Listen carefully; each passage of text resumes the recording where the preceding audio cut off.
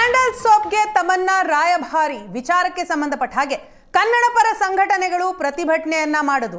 KSDL ಕಚೇರಿಯ ಮುಂದೆ ಸಂಘಟನೆಯಿಂದ ಪ್ರೊಟೆಸ್ಟ್ ಆಯಿತು. ಸ್ಯಾಂಡಲ್ವುಡ್ ಸೋಪ್ಗೆ ತಮನ್ನಾ ರಾಯಭಾರಿ ವಿಚಾರಕ್ಕೆ ಸಂಬಂಧಪಟ್ಟ ಹಾಗೆ ಕನ್ನಡ ಪರ ಸಂಘಟನೆಗಳು ಸಿಡಿದೆದ್ದಿದ್ದ ಆಕ್ರೋಶವನ್ನ ವ್ಯಕ್ತಪಡಿಸ್ತಾ ಇದ್ದಾರೆ.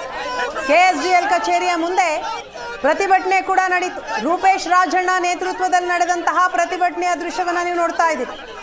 ತಮನ್ನಾ ರಾಯಭಾರಿ ಮಾಡಬಾರದು ಅಂತ ಈ ಸಂದರ್ಭದಲ್ಲಿ ಒತ್ತಾಯ ಮಾಡಿದ್ದಾರೆ.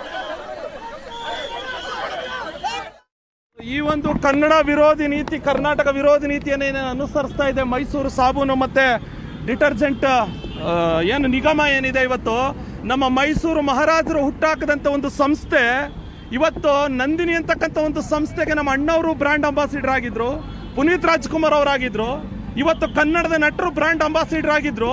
ಆದರೆ ಇವತ್ತು ಇಡೀ ಪ್ರಪಂಚವನ್ನು ಮುಟ್ಟಿದೆ. ಆದರೆ ರಾಜ ಮಹಾರಾಜರು ಸ್ಥಾಪನೆ ಮಾಡಿದಂಥ ಮೈಸೂರು ಸ್ಯಾಂಡಲ್ ಇವತ್ತು ಇಡೀ ದೇಶಕ್ಕೆ ಗೊತ್ತಿರ್ತಕ್ಕಂಥ ಒಂದು ಬ್ರ್ಯಾಂಡ್ ಇದು. ನೀವಿಲ್ಲಿ ಯಾವುದೋ ಒಬ್ಬ ಹಿಂದಿ ನಟಿಯನ್ನು ಕರ್ಕೊಬಂದು 6.5 ಕೋಟಿ ಹಣವನ್ನು ಅವರಿಗೆ ನೀವು ವ್ಯಯ ಮಾಡಿ ನಮ್ಮ ಸಂಸ್ಥೆಗೆ ನೀವು ಅವ್ರನ್ನ ನಿಯಮ ಮಾಡ್ಕೋತಾ ಇದ್ದೀರಲ್ಲ, ನಿಮ್ಗೇನು ಅವ್ರ ಮೇಲೆ ಅಭಿಮಾನ ಇದೆಯಾ, ಲವ್ ಇದೆಯಾ ನಿಮ್ಗೇನಾದ್ರೂ ನೀವು ಏನು ತಮನ್ನ ಮೇಲೆ? ಹಾಗಾಗಿ ಕರ್ಕೊಂಬಂದು ಈ ರೀತಿ ನಮ್ಮ ಕನ್ನಡಿಗರಿಗೆ ಅವಮಾನ ಮಾಡುವಂತ ಕೆಲಸವನ್ನು ನೀವು ಮಾಡ್ತಾ ಇದ್ದೀರಾ. ಯಾವುದೇ ಕಾರಣಕ್ಕೂ ಇದಕ್ಕೆ ಅವಕಾಶ ಕೊಡೋದಿಲ್ಲ. ನಿಮ್ಗೆ